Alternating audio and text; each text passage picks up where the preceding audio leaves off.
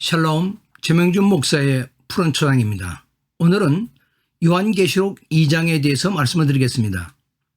먼저 개요를 말씀드리자면 2장은 소아시아 7교회 중에 에베소, 스모나, 버가모, 두아디라 4교회를 소개하고 있습니다. 에베소 교회는 반모섬에서 7교회 중에 가장 가까운 위치에 있습니다. 약 60마일, 96km 정도 떨어져 있는 곳이죠. 사도 요한의 모교회입니다. 사도 바울이 1대 목회자로 그것을 섬겼고 2대 목회자가 디모데 목사입니다. 그리고 사도 요한이 되겠습니다. 소아시아 지방에서는 가장 큰 항구 도시였죠. 아데미 신전으로 유명했고요. 마술가 주스랭이가 성행을 했습니다. 스모나 교회는 에게해의 서안에 위치하였고 에베소에서 북쪽으로 약 80km 지점에 있고요. 아름다운 도시였습니다. 버가모 교회는 스모나에서 북쪽으로 100km에 위치한 내륙 도시에 있었던 교회이고 아시아의 종교 생활의 중심이었고 황제의 숭배 신전 건립 도시가 바로 버가모입니다. 두아디라 교회는 버가모에서 남동쪽으로 약 40마일, 64km죠. 그 지점에 위치하고 있는 교회로 이세벨이라는 거짓 선지자의 유혹으로 우상 제사에 참여했습니다. 사실 계시록 2장과 3장에 우리가 지켜야 할 내용이 다 그곳에 들어있다고 보면 되겠습니다. 가장 중요한 메시지가 바로 2장과 3장에 기록되어 있는 것입니다. 먼저 성경을 가지고 계신 분들은 1절, 2장 1절을 같이 한번 보겠습니다. 에베소 교회의 사자에게 편지하라. 오른손에 있는 7뼈를 붙잡고 7 금초대 사이를 거니시는 이가 이르시되.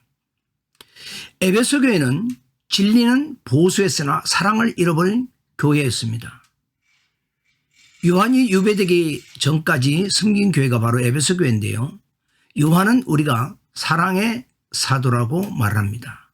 그러니까 사랑의 사도가 사역을 했으나 사랑을 잃어버린 것은 신앙의 균형과 조화를 이루는 것이 얼마나 어려운 것인가를 보여주고 있는 것입니다. 오른손에라고 하는 말은요. 힘, 주권, 통치, 절대적, 권능 등을 뜻합니다. 그 오른손에 있는 7뼈를 붙잡고 그러니까 예수 그리스도의 현재의 사역은 7뼈를 붙잡고 7 금초대 사이를 거니시는 이렇게 되어 있습니다. 그러니까 7뼈를 붙잡고는 보호라는 말이죠. 7 금초대 사이에 다니시는 것은 관할하고 치리한다는 말이죠. 그러니까 자기 피로 사신 교회를 보호하고 양육하고 있다라는 말씀입니다. 우리가 생각할 때에 예수 그리스도께서 십자가에 죽으시고 다시 사시고 부활 성천하시고 하나님의 보좌에서 중보하고 계시는 걸로만 생각하고 있는데 계시록에서는요. 피로 값주고 사신 교회를 보호하고 또한 양육하고 계신다. 즉 7 금초대 사이에 다니신다라고 지금 말씀하고 있습니다. 우리가 구약적 예를 찾아보면요. 사무엘하 7장 6절에 보면 내가 이스라엘 자손을 애굽에서 인도하여 내던 날부터 오늘날까지 집에 거하지 아니하고 장막과 회막에 거하였으며 행하였나니 라고 말하고 있습니다. 그러니까 하나님의 보좌에서 하나님께서 앉아 계신 것이 아니고 하나님의 백성들과 함께 거하였다 이런 말입니다. 자, 여기 나오는 사자라는 말은요. 엥겔로스라고 표현하는데 엥겔로스. 그 교회의 대표성을 묘사하는 묘사입니다. 의미상 에베소 교회 전체를 말하는데요. 원어로는 엥겔로스, 천사라고 말합니다. 다른 곳에서는 이 엥겔로스란 말이 어떻게 쓰였나를 알아보는 것이 굉장히 중요합니다. 왜냐하면 편지를 보냈는데 그 편지를 받는 자가 사자, 즉 엥겔로스, 천사라고 그런다면 상당히 이해하기가 어렵게 되기 때문에 그렇습니다. 그래서 마태복음 11장 10절에 보면 기록된 바 내가 내 사자 엥겔로스를 내 앞에 보내노니 그가 내 길을 준비하리라. 여기에서 사자는 즉 엥겔로스는 세례 요한입니다. 마가복음 1장 2절에서도 마찬가지입니다. 누가복음 9장 52절의 사자 즉 엥겔로스는 제자들 즉 예수 그리스도의 오실 길을 준비하는 모든 사람을 말합니다. 그렇다면 왜 천사로 표현을 했을까요? 교회 공동체를 천상적 존재로 보는 요한계시록의 독특한 신학적 입장을 나타내기 때문에 그렇습니다. 2절, 내가 내 행위와 수고와 내 인내를 알고 또 악한 자들을 용납하지 아니한 것과 자칭 사도라 하되 아닌 자들을 시험하여 그의 거짓된 것을 네가 드러낸 것과. 진리의 전쟁은요, 영지주의자들, 그 영지주의자들과의 전쟁을 지금 말하고 있는데요. 영지주의자들의 그 영지주의를 주장하는 자들의 핵심은 무엇입니까? 영은 의롭고 육은 악하다라는 논지입니다. 그러니까 극단적 영지주의는 금욕주의와 방탕주의를 들 수가 있는데요. 영은 의롭기 때문에 육은 어떻게 해도 관계가 없다라는 겁니다. 그래서 금욕을 합니다. 금욕을 해서 극단적으로 영적인 것을 체험하고 취득하려고 하는 자들이 바로 영지주의자고요. 또 영은 예수 그리스도를 믿고 의로워졌기 때문에 육은 아무렇게 살아도 괜찮다라는 방탕주의가 바로 여기에 속한다고 볼 수가 있습니다. 그들은 자칭 사도라 하고요. 그래서 그들을 시험하여 거짓된 것을 드러냈던 교회가 바로 에베소입니다. 그러니까 진리에 밝았다고 할 수가 있습니다. 3절, 또 네가 참고 내 이름을 위하여 견디고 게으르지 아니한 것을 아노라. 당시 11대 황제 도미티안은 황제 자신을 주 우리 하나님으로 부르는 황제 숭배를 강요를 했었습니다. 그래서 예수 그리스도의 이름을 믿는 자는 황제를 주 우리 하나님이라고 부를 수가 없죠. 그래서 그들이 믿음을 지키며 견디고 또 힘쓰고 애쓴 것을 주님은 알고 계신다라는 말씀입니다. 4절, 그러나 너를 책망할 것이 있나니 너의 처음 사랑을 버렸느니라. 진리가 중요하다고 붙잡으면서도 그 진리가 담아내고자 하는 의미를 잃어버렸던 것입니다. 그들이 책망할 것이 있는데 첫사랑을 버렸다는 거예요. 이게 무슨 말이냐면 처음 믿었을 때 가졌던 그 복음의 감사와 감격을 잃어버렸다는 것입니다. 그리고 형식적인 정통주의 교회가 되어버린 것을 말합니다. 영적인 전투로 말한다면 반쪽의 승리죠. 우리가 주의 일 중요하지만 주님 사랑이 더 중요하다는 것입니다. 그래서 우리가 첫사랑을 회복해야 될 줄로 믿습니다. 그래서 5절에 그렇게 말합니다. 그러므로 어디서 떨어졌는지를 생각하고 회개하여 처음 행위를 가지라. 만일 그리하지 아니하고 회개하지 아니하면 내가 내게 가서 내 촛대를 그 자리에서 옮기리라.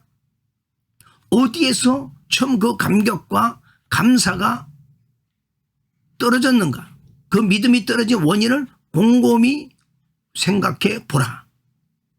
그래서 말씀과 성령의 은혜의 조화를 이루라는 거죠.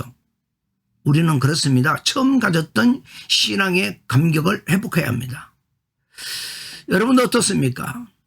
처음 우리가 주님을 만나고 또 성령을 체험하고 했을 때에 얼마나 기뻤고 얼마나 감사했으며 얼마나 감격했습니까? 모든 것을 포용할 수 있고 용서할 수 있고 사랑할 수 있고 그런 상태가 아니었습니까? 그런데 점점점 시간이 지남으로 우리에게 어쩌면은 그 첫사랑을 우리가 잃어버리고 있는지도 모릅니다.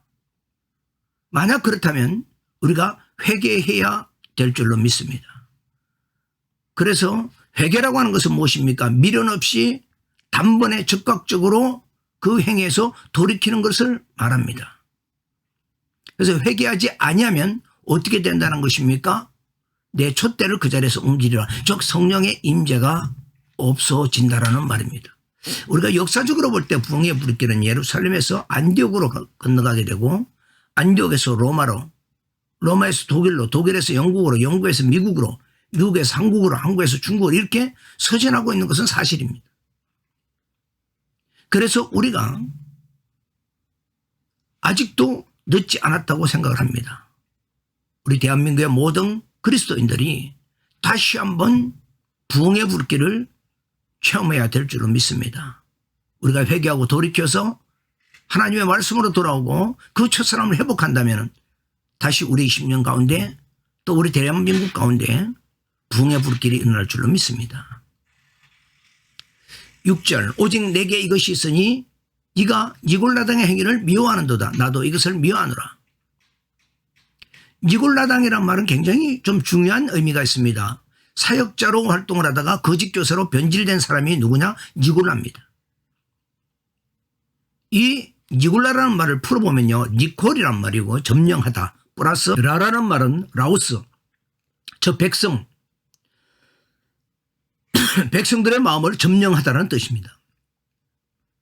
그러니까 영은 깨끗하고 육은 더럽다는 영주적인 쾌락주의를 추구했던 발람과 같은 의미인데요. 발람은 하나님의 백성을 깨워서 우상의 제물을 먹게 한 거짓 선자가 바로 발람입니다. 이렇게 해서 백성들의 마음을 점령했던 사람이 바로 니골라당인데요. 그것을 그들에게 용납이 되었다는 겁니다. 즉 니골라당은 발람의 교훈을 따른 자들이며 그리스도인들의 자유를 악용을 한다. 이들은 성도들은 이미 예수 그리스도의 보혈의 피로 죄 씻음 받은 자들이기 때문에 육신의 죄를 더하여도 문제될 것이 없다고 주장하면서 끄리낌 없이 우상 숭배와 부도덕한 일을 일삼았던 자들입니다. 따라서 이들의 눈에는 교회가 황제 숭배 사상에 대항하여 순교까지 당하는 것은 무모하고도 어리석게 비추었던 것입니다. 7절 귀 있는 자는 성령이 교회들에게 하시는 말씀을 들을지어다. 이기는 그에게는 내가 하나님의 낙원에 있는 생명나무의 열매를 주어 먹게 하리라. 귀 있는 자는 누구입니까? 성령의 권명과 음성을 들을 수 있는 신령한 귀를 가진 자들을 말합니다. 성령이 교회들에게 하시는 말씀은 이제 우리가 들어야 될 말씀이죠. 이기는 그라는 것은 무슨 말입니까? 그들을 삼키려고 대적하고 미혹하는 사탄과의 영적 전투는 단체적이면서도 개인적인데요. 끝까지 변절하지 않고 믿음을 지키는 자를 말합니다. 신앙에서의 싸움에서 승리하는 자죠. 예수님께서는 승리하셨습니다. 이기셨습니다. 우리는 예수님의 승리에 근거하여 우리는 이기는 싸움을 현재적으로도 계속하고 나가야 된다는 것입니다. 그러나 반드시 믿는 자는 승리해 놓은 것임을 우리는 또한 믿어야 할 것입니다. 이기는 자에게 주시는 약속입니다. 생명나무의 열매죠. 영적인 지혜입니다. 영광의 나라입니다. 곧 영원한 생명의 참여를 말합니다. 그러니까 앞으로 나오는 7개의 약속이 모두 다른 듯 보이지만 결국 약속은 하나인 것입니다. 무엇입니까? 주님의 고난에 참여한 자들에게 영원한 영광이 주어진다는 약속입니다. 또한 교회가 이길 수 있는 것은 성령과 동역함으로 가능한 것이기에 성령이 하시는 말씀을 들으라 하고 말씀하고 있는 것입니다. 8절 서머나 교회 사자에게 편지하라. 처음이며 마지막이요 죽었다가 살아나신 이가 이르시되. 스무나는 에베소 북쪽에 위치한 항구 도시죠. 몰약 또는 쓰다라는 뜻을 가지고 있습니다. 몰약은 향기가 나는 식물을 이겨서 만듭니다. 스무나의 역사는 약탈과 방화와 파괴로 점철된 역사를 가지고 있습니다. 그래서 스무나 교회는 고난과 환난의 대명사라고 그러죠. 그런데 놀랍게도 스무나 교회는 주님의 책망이 없었던 교회입니다. 지금까지 번영을 누린 7도시 가운데 유일한 도시입니다. 현 이름은 이즈밀인데요. 인구가 약 30만 정도 된다고 합니다. 이 지역의 특징으로는요. 로마 황제에 대한 숭배가 최초로 시작되었습니다. 황제를 위한 신전이 세워지고 황제를 숭배하면 경제적 유익이 오나 그리스도인들은 그것을 거부함으로 환난과 핍박을 받게 되어지는데요. 앞에서 말씀드렸던 스무나의 그러한 이름의 내용과 같이 신앙을 지킴으로 자신들은 짓이김을 받은 교회가 바로 스무나 교회인 것입니다. 이 교회에 나타나신 주님은 죽었다가 살아나신 이로 나타나고 있습니다. 그러니까 사망 권세를 이기신 주님이 계시 두려워하지 말라는 것입니다. 너희가 서로 믿음을 지키다가 신앙을 지키다가 죽는다 할지라도 다시 살아날 것이다라는 약속인 것입니다. 디모데 후서 2장 11절에 12절에 보면요. 이런 말씀이 있어요. 미쁘다 이 말이요. 우리가 주와 함께 죽었으면 또한 함께 살 것이요. 참으면 또한 함께 왕노릇할 것이요 우리가 주를 부인하면 주도 우리를 부인하실 것이라. 그래서 우리가 예수 이름을 위하여 죽고자 하는 자는 살 것이요 살고자 하는 자는 죽을 것이니라 말씀하고 있는 말씀 그대로 주와 함께 죽었으면 또한 살 것이라고 말씀하고 있으며 약속하고 있는 것입니다. 9절 내가 내 환난과 궁핍을 알거니와 실상은 네가 부유한 자니라. 자칭 유대인이라는 자들의 비방도 알거니와 실상은 유대인이 아니요 사탄의 회당이라. 주님께서 서머나 교회의 환난과 궁핍을 알고 계신다라는 것입니다. 그런데 이 궁핍은요 헬라어로 푸토케이아라는 말인데 생존이 어려울 정도의 지극히 어려운 궁핍을 말합니다. 당시에는 길드라는 상인조합이 있었죠. 그 상인조합의 가입 조건이 바로 황제 숭배였습니다.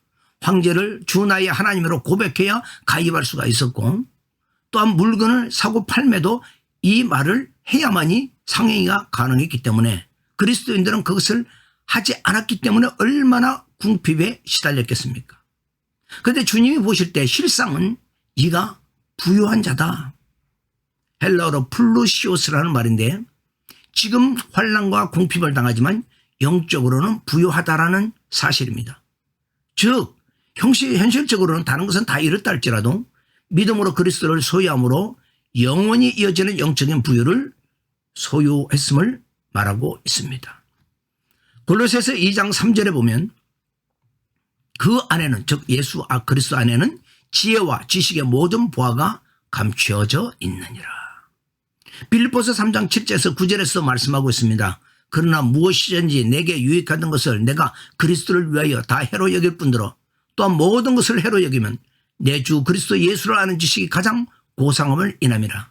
내가 그를 위하여 모든 것을 잃어버리고 뺏어물로 여기면 그리스도를 얻고 그 안에서 발견되라 함이니 내가 가진 의는 율법에서 난 것이 아니요 오직 그리스도를 믿음으로 말미암은 것이니 곧 믿음으로 하나님께로서 난 의라.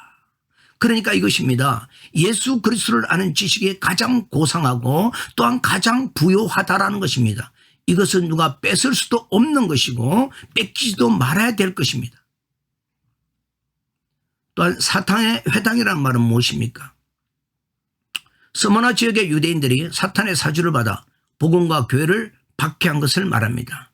초창기 그리스도인들은 회당에서 모였지만 본서가 기록될 당시에는 교회에서 모였습니다. 그러니까 그들은 사탄에게 속한 자들이란 말입니다. 10절 너는 장차 받을 고난을 두려워하지 말라. 볼지어다 마귀가 장차 너희 가운데서 몇 사람을 오게 던져 시험을 받게 하리니 너희가 10일 동안 환난을 받으리라. 네가 죽도록 충성하라. 그리하면 내가 생명의 관을 내게 주리라. 환난과 궁핍이 끝난 것이 아니라 또 닥쳐올 것이다. 자, 우리가 여기에서 마귀라고 하는 말과 사단이라는 말이 다르게 표현할 때마다 다르게 표현이 되는 겁니다. 그러니까 사단이라는 말은 하나님의 일을 전적으로 대적할 때, 하나님을 대적할 때 사단이라는 말을 표현을 하고요. 마귀라는 말은요, 유혹하고 미혹할 때 마귀라고 표현을 합니다. 그러니까 지금 마귀를 통하여 우리에게 유혹하고 미혹해서 신앙을 버리게 하는 역할을 한다, 이런 말이죠. 그래서 서머나 교인들을 시험하기 위하여 몇몇 사람이 복음으로 인하여 오게같이 환난을 당할 것이다. 그러나 두려워하지 말라는 것입니다. 왜 그러냐면 디모데후서 1장 7절에서 8절에 보면 하나님께서 우리에게 주신 것은 두려워하는 마음이 아니요 오직 능력과 사랑과 근신하는 마음이니 그러므로 네가 우리 주의 정부와 또는 주를 위하여 갇힌 자의 나를 부끄러워 말고 오직 하나님의 능력을 쫓아 복음과 함께 고난을 받으라. 아멘. 그러니까 하나님의 능력을 쫓아서 복음과 함께 고난을 받으라고 사도 바울은 자기의 영적 아들이 된 디모데에게 권면하고 있습니다. 우리는 예수 그리스도를 믿는 자는 하나님께서 우리에게 주신 것을 두려워하는 마음이 아니다. 오직 능력과 사랑과 근신하는 마음이다. 그 이길 수 있는 능력도 우리에게 주셨다라는 거죠. 그 능력을 쫓아서 고난을 감당해 내라는 것입니다. 마귀가 하나님의 백성을 괴롭히고 시험할 수 있는 것은 하나님께서 성도들의 믿음을 어떻게 해요? 정금같이 연단하시기 위해 허락하시기 때문에 가능한 것입니다. 우리가 환난이란 말도 그렇습니다. 환난이란 말은 원어로 보면 탈곡이란 말이에요. 그러니까 탈곡을 할 때 알곡과 가라지로 갈라내듯이 이런 환난을 통하여 하나님은 알곡으로 완성해 가시는 것입니다. 여기에 나오는 10일이란 말은요, 제한된 짧은 시간을 말합니다.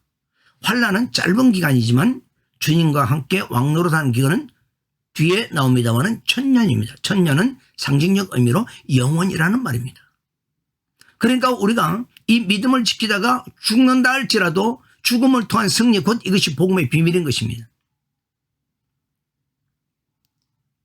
자, 여기에서 말하는 생명의 관은요, 헬라어로 스테파노스를 말합니다.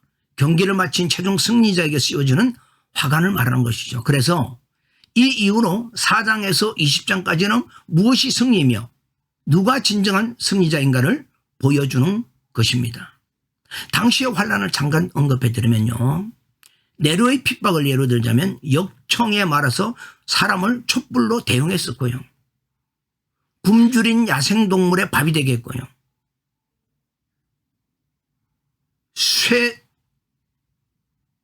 쇳물을 부어서 그렇게 죽였고요, 살아있는 사람의 눈을 강제로 빼고 이런 환난을 당했던 것입니다.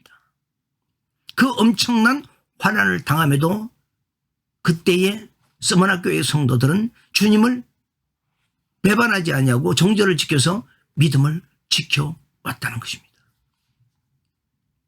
11절, 귀 있는 자는 성령의 교회들에게 하시는 말씀을 들을지어다. 이기는 자는 둘째 사망의 해를 받지 아니하라. 아멘. 여기서 이기는 자는요, 계속해서 이겨가는 자를 말합니다.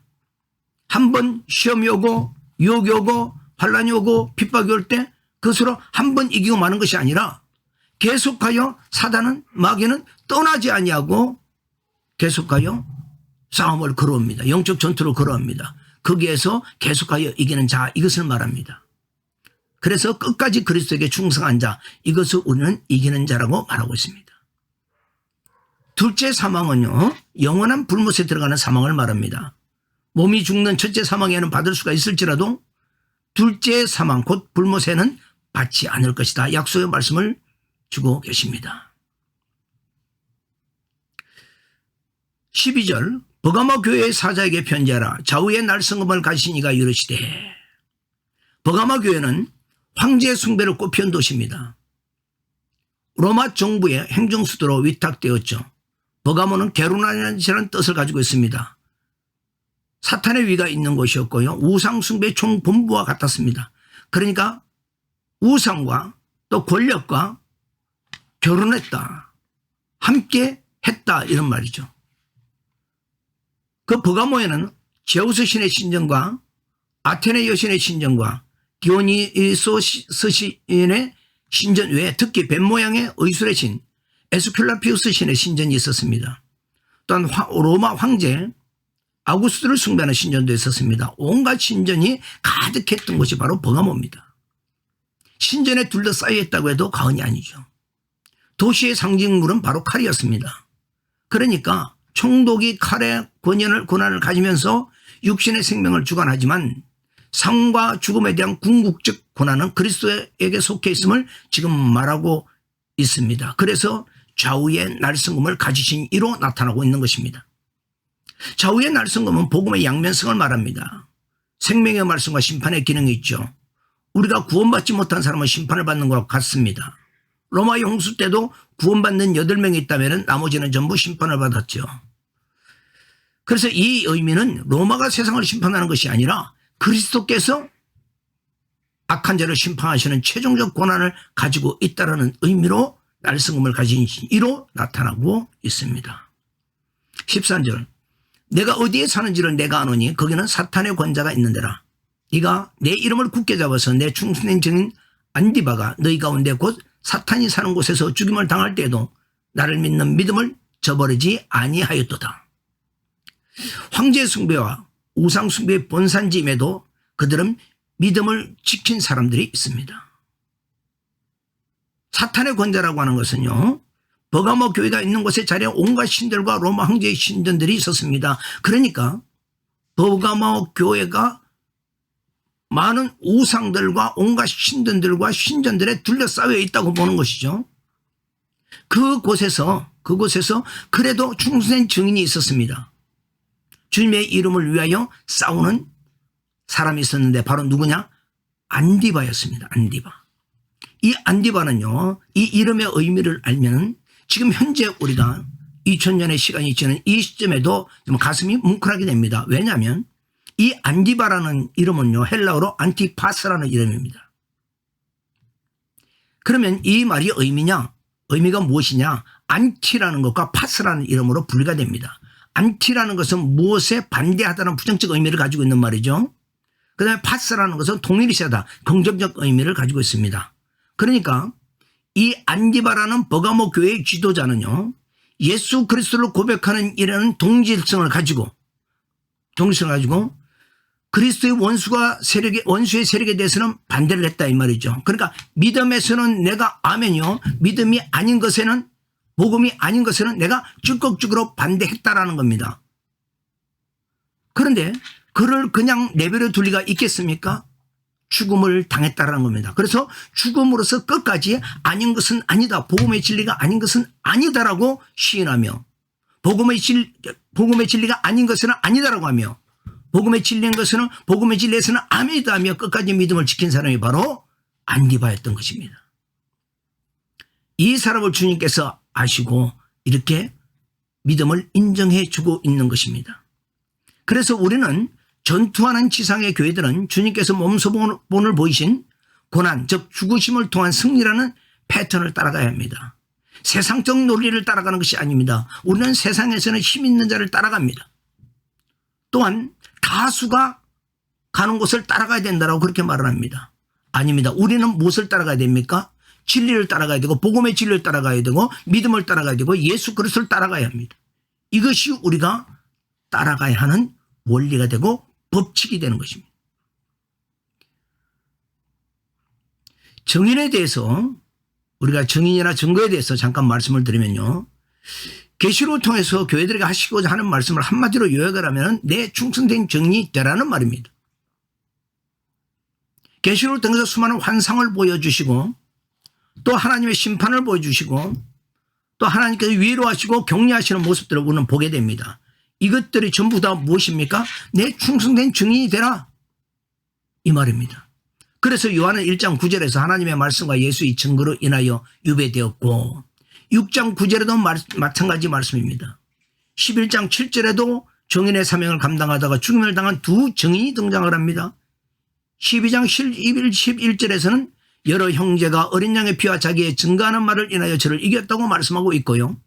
12장 17절에서는 영적 전쟁이란 다름 아닌 사탄이 예수의 증거를 가진 자들로 싸우는 전쟁임을 말씀하고 있습니다. 드디어 20장 4절에서 예수의 증거와 하나님의 말씀을 인하여 목배임을 받은 자의 영혼들이 그리스도와 더불어 1000년 동안 왕노릇한다고 말씀하고 있는 것입니다. 예수 그리스도를 증거하지 않고 복음을 정언하지 아니하면 우리에게는 핍박도 없습니다. 환난이 없습니다. 그러나 영원한 생명도 없는 것입니다. 14절. 그러므로 내게 두어 가지 책망할 것이 있나니 거기에 내게 발람의 교훈을 지키는 자들이 있도다. 발람이 발락을 가르쳐 이스라엘 자손 앞에 걸림돌을 놓아 우상의 제물을 먹게 하였고 또 행음하게 하였느니라. 아멘. 발람의 교훈은 무엇입니까? 또 니골라당의 교훈은 무엇입니까? 발람과 니골라당은 거의 같은 의미를 가지고 있습니다. 거짓 교훈이죠. 하나님의 백성으로 하여금 이방 사람들과 자폰을 하게 하고 우상 숭배하는 일에 타협하게 한 것을 말합니다. 이것은 지도자들이 분별력을 행사하지 못한 결과로 이렇게 된 것입니다. 그래서 육신의 충동을 절제하지 못하고 쾌락에 자신들을 던진 그리스도인들을 일컫는 이름이 바로 이 이름입니다. 발람이라는 말은 백성을 삼키자는 말이고, 니골라라는 말은 아까 말씀드렸다시피 백성을 정복하고 마음을 빼다 뺏고 파멸시키는 자의 뜻입니다. 그래서 우리가 구약 성경의 민수기 22장 5절에서 24장 25절을 참조하면 이 발람에 대해서 상세하게 알 수가 있습니다. 그래서 발람이라는 말은 히브리어고요, 니골라라는 말은 헬라어인데 의미상 같습니다. 즉 정치와 종교의 혼합인데요. 발람은 이스라엘 앞에 우상의 제물을 놓아 저들을 죽음으로 몰아넣었으나 주님은 생명의 떡을 주어 먹게 하심으로 영원한 생명으로 인도하신 것입니다. 15절 이와 같이 내게도 니골라 등의 교훈을 지키는 자들이 있도다. 16절에 그러므로 회개하라. 그러지 아니하면 내가 내게 속히 가서 내 입의 금으로 그들과 싸우리라. 주님의 입에서 나오는 좌우의 날성금을 충성된 증인들에게 주셔서 싸우게 하시는 겁니다. 17절에 귀 있는 자는 성령이 교회들에게 하시는 말씀을 들을지어다. 이기는 그에게는 내가 감추었던 만나를 주고 또 흰돌을 줄 터인데 그 돌 위에 새 이름을 기록한 것이 있나니 받는 자밖에는 그 이름을 알 사람이 없느니라. 만나라고 하는 것은 신령하고 참된 양식을 말하는 거죠. 또 생명의 양식이신 예수 그리스도를 말하는 겁니다. 감추었던 것이란 마지막 최종적으로 예수 그리스도와 혼인잔치에 참여하여 하나 되는 감격적인 순간을 묘사하고 있는 것이죠. 자, 그러면 감추었던 것이라는 것은 결국은 비밀이었던 것인데요. 성경에서 비밀이라고 하는 것은 복음이 비밀이었고 예수 그리스도가 비밀이었고 교회가 비밀이었습니다. 또한 당시 유대인들은 메시아 시대가 돌아오면 오랫동안 숨겨져왔던 광야의 만나를 다시 먹게 되는 축복을 누릴 것이라고 생각해서 했습니다. 여기에서 흰돌은 무엇입니까? 판결에서 승리했음을 말합니다. 초대받았음에 대한 증표가 되고요. 본질적으로는 예수 그리스도를 말합니다. 흰돌은 운동 경기에서 이길 때나 그래서 그때는 우승자 이름을 그곳에 새깁니다. 재판에서 무죄 판결 시에나 큰 잔치에 입장할 때 사용되었습니다. 우리가 베드로전서 2장 4절을 보면 보배로운 산돌의 신 예수 이렇게 표현하는 것을 보게 되고요. 만약 금은돌을 받는다면 그것은 유죄를 말합니다. 자, 새 이름은 새 사람, 예수 복음을 받은 자에게 주시는 완전한 하나님의 사람, 예수의 사람, 성령 안의 사람을 의미하고 있습니다. 그리스도는 하나님의 비밀이죠. 그를 소유한 그리스도인들도 비밀입니다. 세상 사람들에게는 비밀인 것입니다. 자, 18절 두아디라 교회 사자에게 편지하라. 그 눈이 불꽃 같고 그 발이 빛난 주석과 같은 하나님의 아들이 이르시되. 두아디라는요 제사가 약하여지지 않았다라는 말입니다. 그러니까 여러 가지 제사로 충만했다는 건데요. 좋은 뜻이 아닙니다. 지배하는 여자, 희생의 뜻. 이 두아디라에는요 기능공이 굉장히 많았어요. 숭령공도 많이 있고요. 구리, 세공과 염세급이 발달을 했습니다. 그래서 이 숭령공들이 길드라는 상인조합에 가입되어야 즉 우상제물을 먹고 음행에 가담하고 해야 상거래를 할 수가 있습니다. 가입 조건은 뭐라고 그랬습니까? 황제를 주라고 고백하는 그런 사람이 바로 가입할 수 있는 조건이 되었던 것입니다. 그런데 이곳에 나타나신 주님은 불꽃 같고 그 발이 빛난 주석과 같은, 그러니까 모든 것을 통찰하시며 심판하신 예수님을 말합니다. 빛난 주석과 같은 발이라고 그러면 불의와 불법을 가차없이 밟아버리시고 심판하신다는 뜻이죠. 하나님의 아들이, 예수님은 하나님의 아들인 줄 누구나 다 알고 있습니다. 그런데 왜 여기에서 하나님의 아들이라고 말씀을 하실까요? 이때의 최고의 신은 제우스 신이고요. 두아디라의 신은 누가 물질과 풍요를 가져다 준다라고 그들이 생각하고 살았냐 하면 제우스의 아들인 아폴로가 가져다 준다고 그렇게 생각했던 것입니다. 그렇기 때문에 그들에게 아니다, 너희들을 보호하고 양육하고 해주시는 분은 하나님의 아들이시다 라는 것을 말씀해 주시기 위해서 천지 만물의 주제자는 제우스의 아들인 버플로가 아니라 하나님의 아들 예수 그리스도라는 것을 말씀하기 위해서 하나님의 아들이라고 말씀하고 있는 것입니다. 19절 내가 내 사업과 사랑과 믿음과 성김과 인내를 아노니 내 나중 행위가 전 것보다 많도다. 사업이라는 것은 행위를 말하는데요. 그 행위의 내용이 사랑과 믿음과 성김과 인내에 대한 것이죠. 이들은 이런 부분도 있었습니다. 그러나 20절에 보면 네가 책망할 일이 있노라. 자칭 선지자라는 여자 이세벨을 내가 용납함이니 그가 내 종들을 가르쳐 깨어 행음하게 하고 우상의 제물을 먹게 하는도다. 이세벨은 누구입니까? 시돈 두로왕의 엣바의 딸로서 북이스라엘의 아합 왕에 시집와서 여호와의 선지자들을 죽이고 바알 숭배를 크게 퍼뜨린 자였습니다. 저 여자 이세벨은 악한 영향력을 주는 여자라는 뜻이고 자칭 선지자인데 잘못된 길로 인다는 거짓 선생이었던 것이죠. 그것을 용납했다라는 것입니다. 행음을 했다라고 하는 것은요, 황제 숭배는 물론이고 바벨탑과 같은 로마의 세속 문화에 빠짐을 총칭하는 말입니다. 그 우상 제물을 용납을 했고요. 우리가 서신서를 참고해 보면 세속주의를 간음한 여자의 비유를 하고 있습니다. 야고보서 4장 4절에 물질주의 곧 탐심을 또한 우상 숭배라고 말하고 있습니다. 골로새서 3장 5절에 바로 이와 같은 것들이 세속주의라고 하고요. 또한 물질주의라고 하고 세속문화라고 하고 이것을 총칭해서 행음을 했다라고 말하고 있습니다. 오직 예수 그리스도만을 섬겨야 되는데 그렇지 못하고 세속문화를 세상문화를 섬겼다라는 말을 하고 있는 것입니다. 21절 또 내가 그에게 회개할 기회를 주었을 때 자기의 음행을 회개하고자 아니하는도다. 그들에게 회개할 기회를 주었지만 이단 사상을 가진 그들에게는 회개하지 않는 특성을 가지고 있습니다. 회개를 하지 아니했다는 거죠.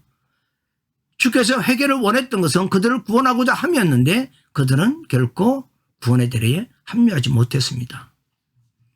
그래서 22절에 보면 볼지어다 내가 그를 침상에 던질 터이요 그와 더불어 가늠하는 자도 만일 그의 행위를 회개하지 아니하면 큰 환난 가운데 던지고 여기서 침상은 잠자는 침상 잔치상이 아니라 환자용 침상을 의미합니다. 그러니까 그들이 벌려놓은 잔치상을 병상으로 만들어버리겠다는 뜻이죠.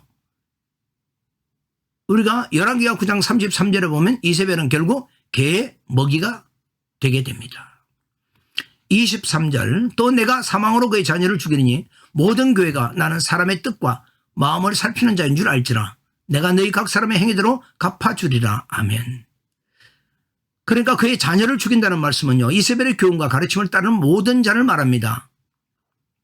이세벨의 실제 자녀 열왕기하 10장 7절에 보면은 편지가 이름에 저희가 왕자 70인을 잡아 몰수히 죽이고 그러니까 이세벨의 실제 자녀 70명도 도륙당함에 인용을 해서 그의 자녀들 이세벨의 자녀들을 죽였듯이 그렇게 살아가는 자의 자녀들을 죽인다는 엄정한 말씀인 것입니다. 모든 교회가 나는 사람의 뜻과 마음을 살핀 줄 알지나 그러니까 우리가 행위의 모습으로는 사람은 잘 모를 수 있습니다. 그러나 우리 주님은 그 마음과 속까지 뜻까지도 다 살피는 자인 것입니다.